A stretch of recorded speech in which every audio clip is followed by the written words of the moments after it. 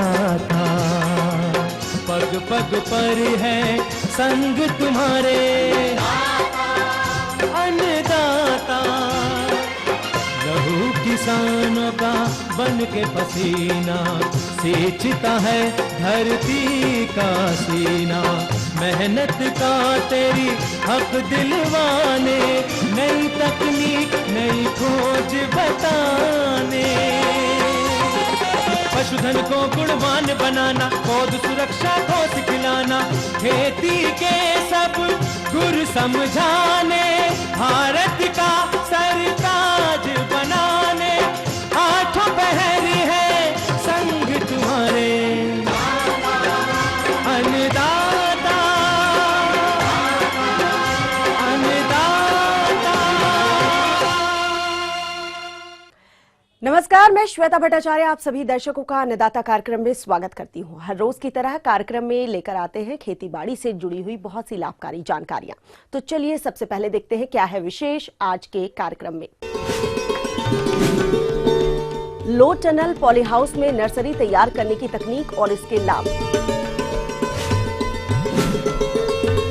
ठंड के मौसम में कैसे करें मधुमक्खियों की देखरेख और प्रबंधन। अरहर की फसल में लगने वाले उकठा रोग का समेकित नियंत्रण।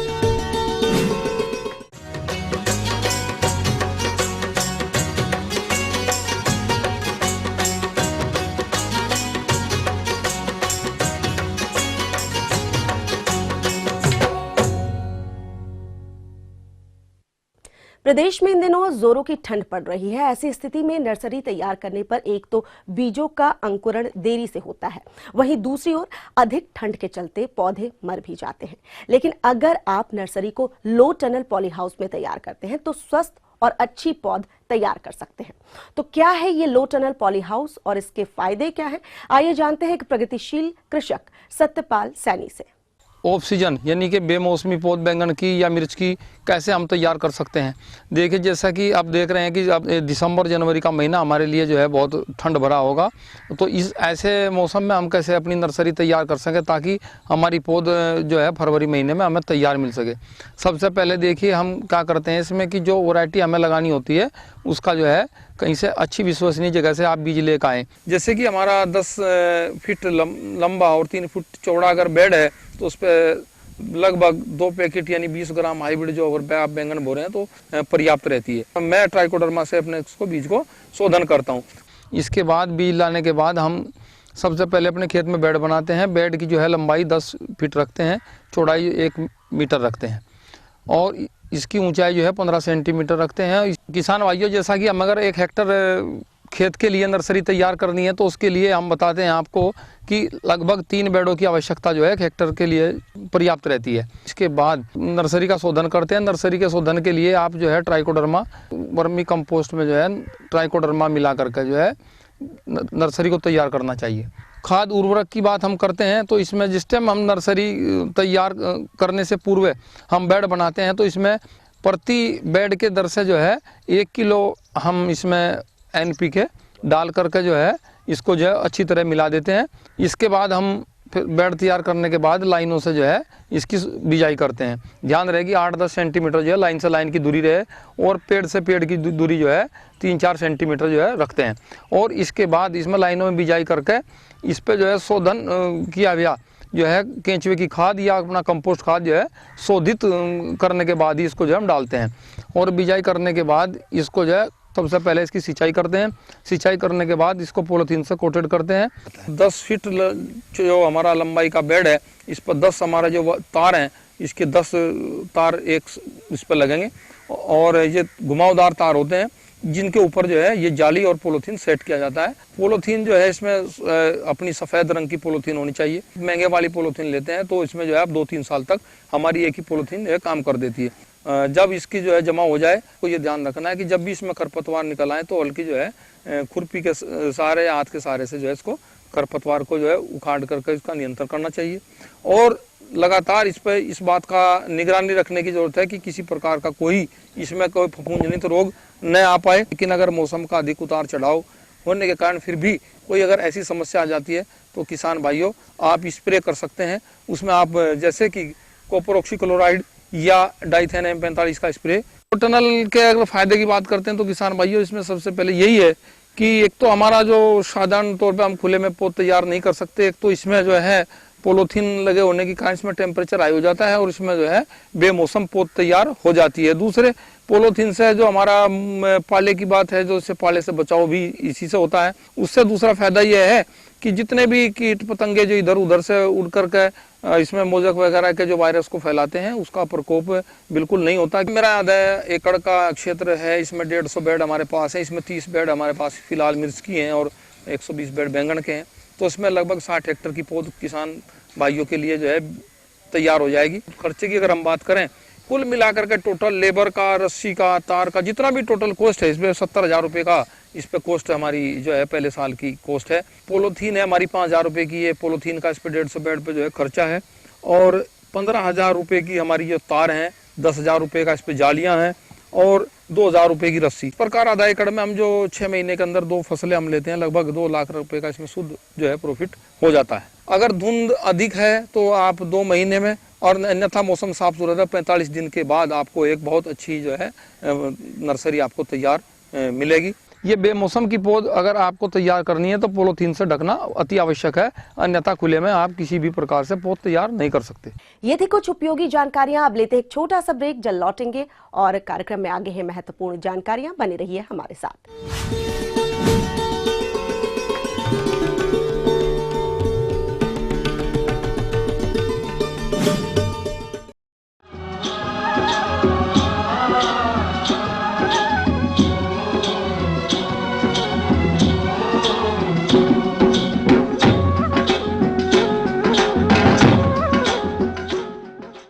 ब्रेक के बाद आप सभी दर्शकों का स्वागत है। चलिए अब रुख करते हैं अगली कड़ी की ओर।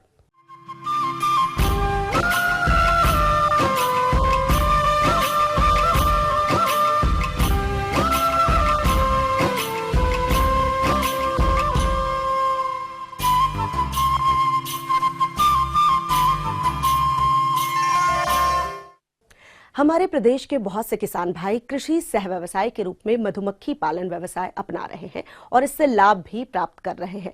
तो एक ऐसे ही मौन पालक से आपको मिलवाते हैं जो मधुमक्खी पालन कर रहे हैं और इस समय ठंड के मौसम में मधुमक्खियों की देखरेख और प्रबंधन पर जानकारी चाहते हैं। जैसे मैं 5 साल से अपने मधुमक्खी पालन कर रहा हूँ।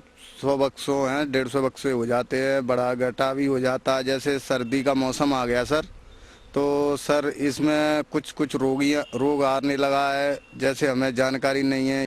जैसे सर्दी में कौन सी दवा प्रयोग की जाए जो मक्खी रेंगामन हो जाती है थोड़ी और सर्दी से कम चलती है। ठंड में जैसे कौन सी समस्या आती हैं, इनके लिए हमें निदान करें, समस्या का हल बतावें। तो ठंड के मौसम में मधुमक्खियों की देखरेख और प्रबंधन कैसे की जाए, आइए जानते हैं कृषि विज्ञान केंद्र मुरैना की वैज्ञानिका डॉक्टर स्वाति सिंह से।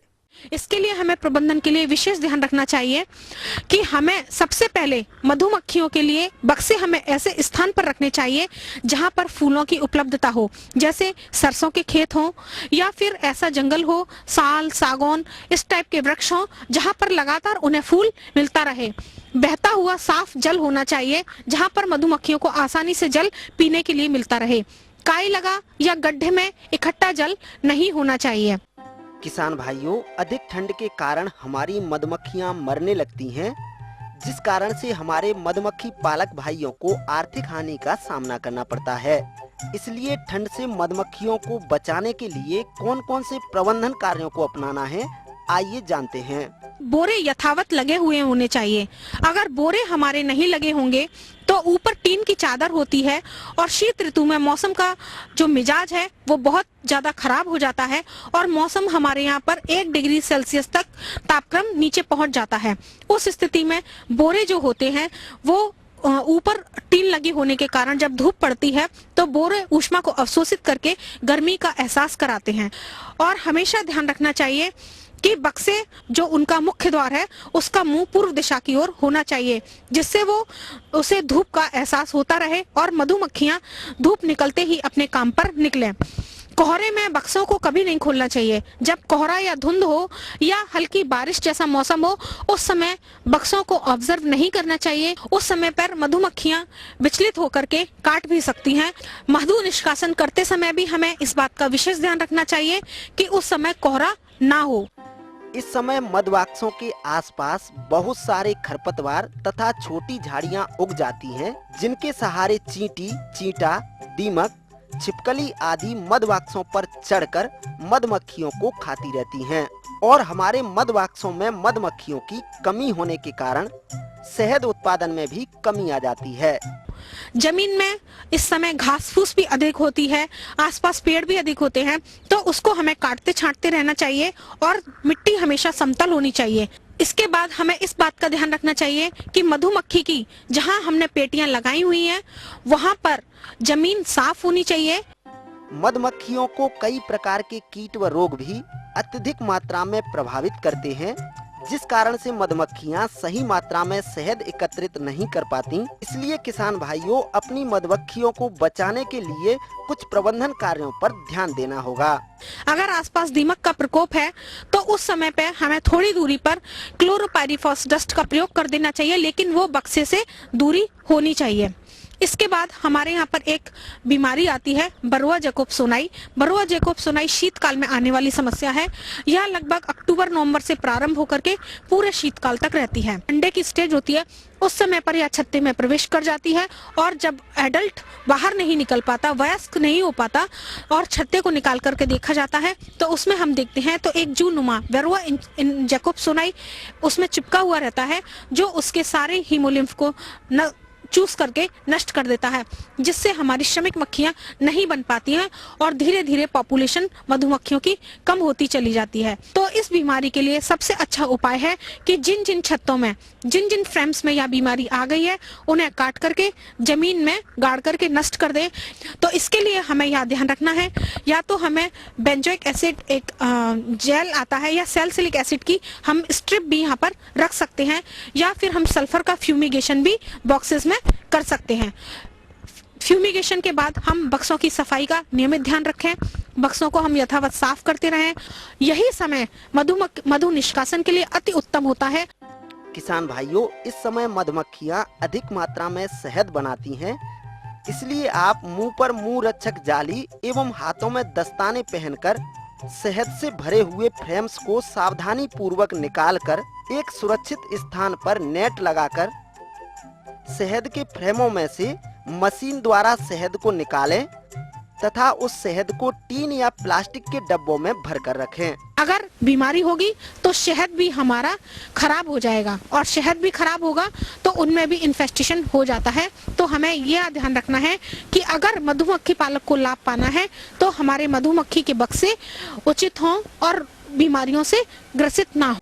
आगे और भी है कुछ रोचक जानकारियां, पर यहाँ पर रुकेंगे एक और कमर्शियल ब्रेक के लिए। जल्द हाजिर होते हैं।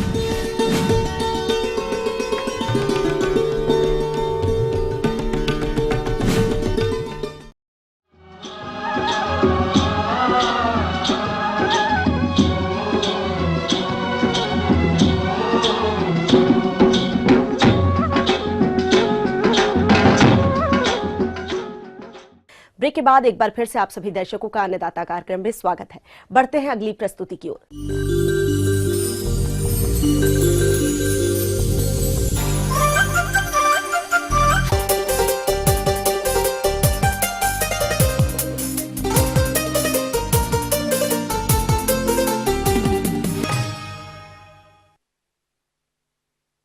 अरहर की फसल हर साल कीट और रोगों की समस्याओं से ग्रसित होती रहती है।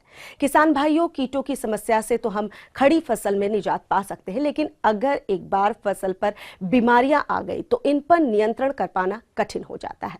आज हम बात करेंगे अरहर की सबसे घातक बीमारी उकठा के समेकित नियंत्रण की, जिस पर विस्तृत जानकारी के लिए मिलते हैं दलहन अनुसंधान संस्थान कानपुर उत्तर प्रदेश के डॉक्टर R.K. मिश्रा से। जैसा कि किसान भाई आप लोग जानते हैं, अरहर हमारे देश की महत्वपूर्ण दलहनी फसल है। किसान भाइयों, अरहर में जो महत्वपूर्ण लगने वाला रोग है उकठा रोग है। उकठा रोग का प्रकोप जो है अरहर की खेत में सामान्यतया जो है किसान भाई आप लोग देखते होंगे नवंबर के महीने में दिखाई देता है। और खेत में आप जब देखते होंगे बीच बीच में जो है पौधों की पत्तियां जो है हल्की सी मुरझाना शुरू करती हैं। धीरे धीरे जो है पौधे का सारा हिस्सा जो है सूख करके जो है और पत्तियां जो है गिर जाती हैं।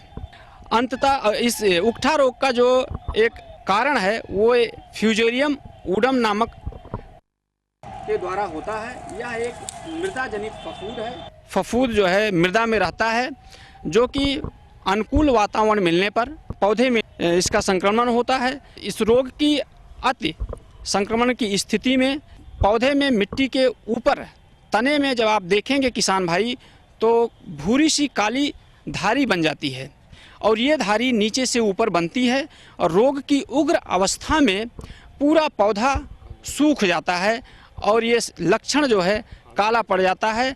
और किसान भाई जब आप पौधे को उखाड़ करके और बीच से फाड़ के आप देखेंगे तो बीच में नीचे से ऊपर तक काली सी धारी जो है दिखाई देती हैं। इसमें यह होता है कि ये जो कवक है ये जाइलम ऊतक को बंद कर देता है, जिससे पौधे को भोजन नहीं मिल पाता है और पौधा अंततः जो है मर जाता है और सूख कर गिर जाता है। तो किसान भाई उकठा रोग के नियंत्रण के लिए जब आप अरहर की बुआई करते हैं खेतों में, सबसे पहले तो ये ध्यान कि हमेशा अच्छे संस्थान जैसे कानपुर में स्थित भारतीय दलहन अनुसंधान संस्थान, चंद्रशेखर आज़ाद कृषि विश्वविद्यालय कानपुर, नरेंद्र देव कृषि एवं प्रौद्योगिकी विश्वविद्यालय फैजाबाद, गोविंद वल्लभ पंत कृषि विश्वविद्यालय पंतनगर या अन्य उत्कृष्ट संस्थानों द्वारा विकसित की गई प्रजातियों का ही प्रयोग करें।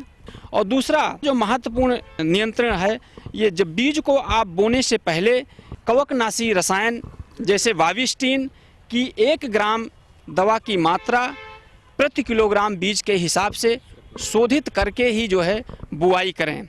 उसके बावजूद किसान भाई बुआई जो है करें तो मेढ़ी बना करके और उठी हुई मेढ़ियों में इसकी बुआई करें, जिससे जो है खेत में पानी का जमाव नहीं होगा और जब पानी का जमाव नहीं होगा तो उससे भी आप इससे रोग से निदान पा सकेंगे जो है।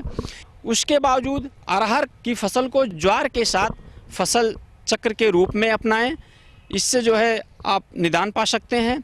और खेत में जो है बीच बीच में जो है उसकी निगरानी ज़रूरी है, क्योंकि अगर आप किसान भाई बीच बीच में खेतों की निगरानी करते हैं तो उससे जो है आपको पता चलता है कि आपके खेत में किस समय में कौन सी बीमारियों का प्रकोप होता है और उसी समय आपको अगर पता लग जाता है तो आप सही समय पर सही दवाइयों का प्रयोग करते हैं और आप जो है उनसे छुटकारा पाते हैं।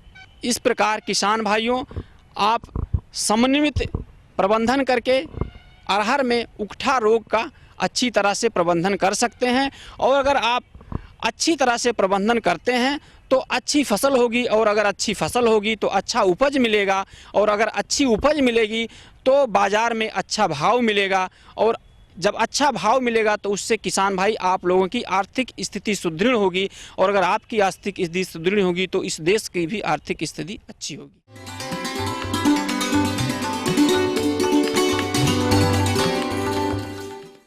अन्नदाता हेल्पलाइन निशुल्क फोन संपर्क सेवा के माध्यम से आपके द्वारा पूछे गए प्रश्नों में से 1 या 2 महत्वपूर्ण प्रश्नों को हम अपने कार्यक्रम में शामिल करते हैं। इसी के तहत आज का चयनित प्रश्न और उसका जवाब इस प्रकार है। अन्नदाता निशुल्क फोन संपर्क सेवा के माध्यम से पूछे गए प्रश्नों में से आज हमने जिस प्रश्न को कार्यक्रम में शामिल किया है उसे पूछा है ग्राम खरकाई, जिला शिवपुरी के पशुपालक संदीप धाकड़ ने। इनकी एक गाय अचानक से पॉलीथिन खाने लगी है। यह इस समस्या के कारण एवं निदान के बारे में जानकारी चाहते हैं। तो संदीप धाकड़ जी, आपकी जानकारी हेतु प्रस्तुत है कार्यक्रम का यह अंश। आज हम आपको पॉलीथीन पशुओं के लिए एक अभिशाप है, इस बारे में चर्चा करेंगे। पॉलीथीन पशुओं के लिए किस तरह अभिशाप है, इसके बारे में मैं आपको बताना चाहता हूं। किसान भाइयों, आधुनिकता के इस युग में पॉलीथीन शहरी वातावरण के साथ साथ ग्रामीण परिवेश में भी अपना एक अहम हिस्सा बना चुकी है। आप देख सकते हैं कि पॉलीथीन के बिना दिनचर्या हमारी अधूरी रहती है, लेकिन यही पॉलीथीन जो हमारी दिनचर्या का हिस्सा बन चुकी है, ये पशुओं के लिए अभिशाप सिद्ध होती है। कैसे, मैं ये बताना चाहता हूँ।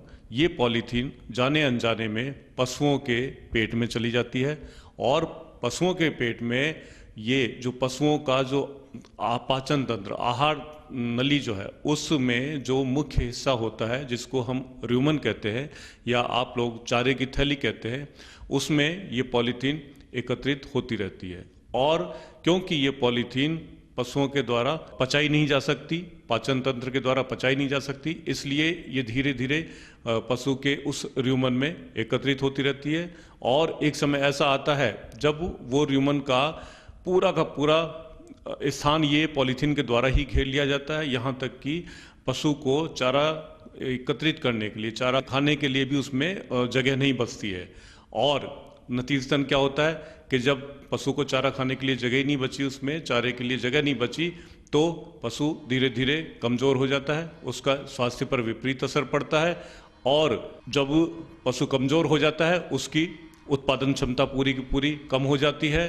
पशु पॉलीथीन के साथ किसान भाइयों कई बार कुछ नुकीली चीज़ें जैसे लोहे की कील, आलपिन, सेफ्टी पिंस, प्लास्टिक के कुछ टुकड़े, ये भी उस पॉलीथीन के साथ चले जाते हैं। और जब ये नुकीली चीज़ें पशु के अंदरूनी हिस्सों में कुछ चोट पैदा करती हैं, तो न सिर्फ बीमारी का बल्कि पशु की मृत्यु का कारण भी बन जाती है। किसान भाइयों, अब आप जानना चाहेंगे कि ये पशु पॉलीथीन क्यों खाते हैं या ये पॉलीथीन पशुओं के पेट में कैसे चली जाती है। किसान भाइयों, इसके दो मुख्य कारण हैं। पहला कारण तो यह है कि हम अपने पशुओं को कई बार घर में बंधा नहीं रख के बाहर खुला छोड़ देते हैं, और जब ये बाहर घूमने वाले पशु अपने आहार की तलाश में इधर उधर कचरे में या कहीं भी अन्य जगह पर जब मुंह मारते हैं, तो खाने की चीज़ों के साथ साथ पॉलीथीन भी इनके द्वारा खा ली जाती है। और किसान भाइयों, मज़े की बात यह है कि यह पॉलीथीन हमारे ही घरों से निकली हुई होती है। यह पॉलीथीन जो कि मैंने बताया कि हमारी दिनचर्या का हिस्सा बन चुकी है।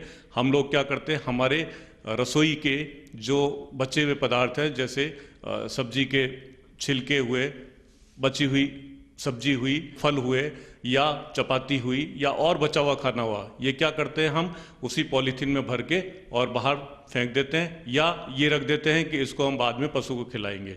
लेकिन ये जब बाहर चली जाती है, कचरे के स्थान पर चली जाती है, तो पशु जो कि अपने आहार को ढूंढते हुए इस स्थान पर चला जाता है, तो खाने की चीज़ों के साथ साथ जाने अनजाने में ये पॉलीथीन भी उनके पेट में चली जाती है। और दूसरा कारण पॉलीथीन का खा ले जाने के कारण यह है कि एक बीमारी होती है जिसको हम पाइका कहते हैं। और वो पाइका क्या होती है, पशु के आहार में एक फास्फोरस नामक खनिज लवण की कमी के कारण ये बीमारी होती है पाइका।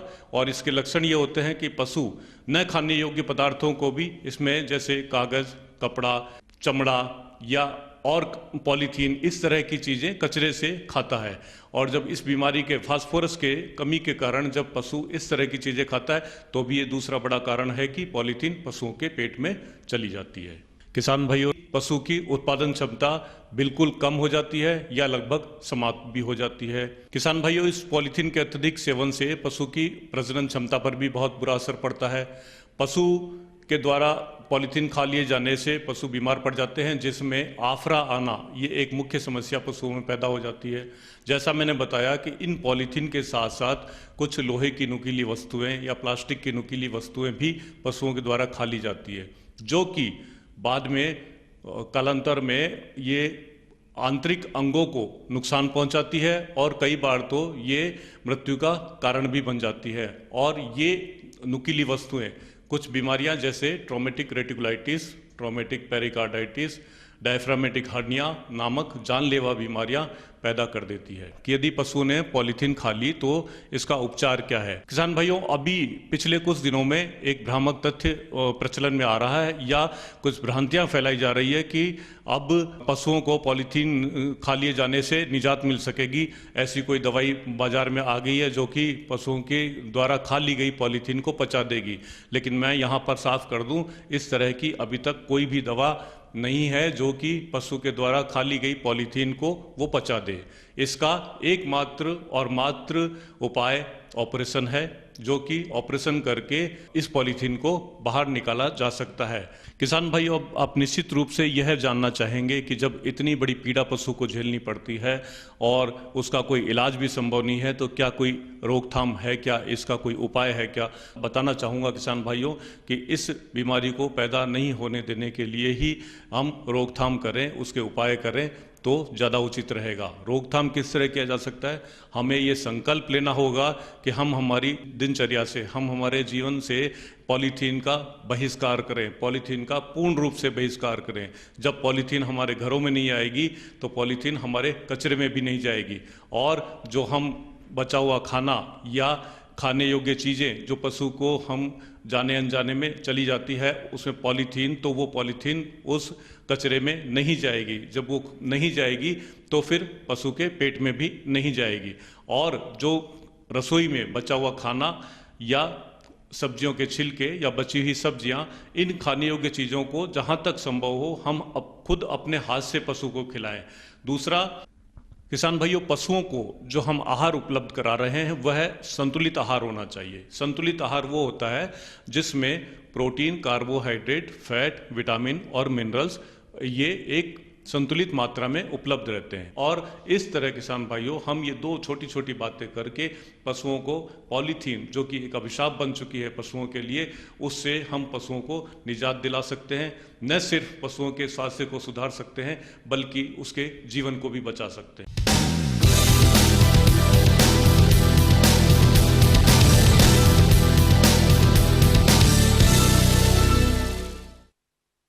राज्य की विभिन्न मंडियों में कृषि उत्पादों के चढ़ते उतरते बाजार भाव की संक्षिप्त जानकारी इस प्रकार है।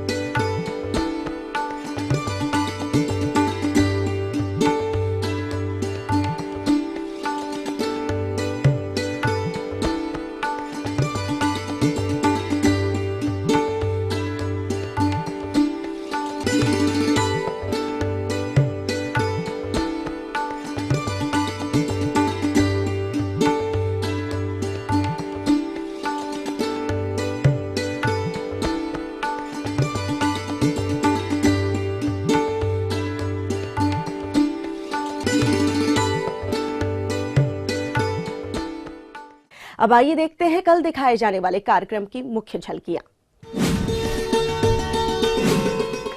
गेहूं की फसल में सिंचाई कब और कैसे करें? लहसुन फसल की उचित बढ़वार के लिए जरूरी प्रबंधन कार्य। हम ये उम्मीद करते हैं कि आज का कार्यक्रम आप सभी दर्शकों के लिए उपयोगी रहा होगा। किसान भाइयों, अन्नदाता आपकी सेवा के लिए संकल्परत है। कृषि संबंधित समस्या और सुझाव के लिए आप हमें इस पते पर संपर्क कर सकते हैं। प्रोड्यूसर अन्नदाता, ETV Madhya Pradesh, Chhattisgarh, Ramoji film city, Hyderabad 501512। साथ ही आप हमें ईमेल भी कर सकते हैं। हमारा ईमेल एड्रेस है annadatamp@etv.co.in। इसके अतिरिक्त आप हमें निःशुल्क हेल्पलाइन नंबर 180010845999 पर सोमवार से शनिवार सुबह 10 से शाम 4 बजे के बीच संपर्क कर सकते हैं।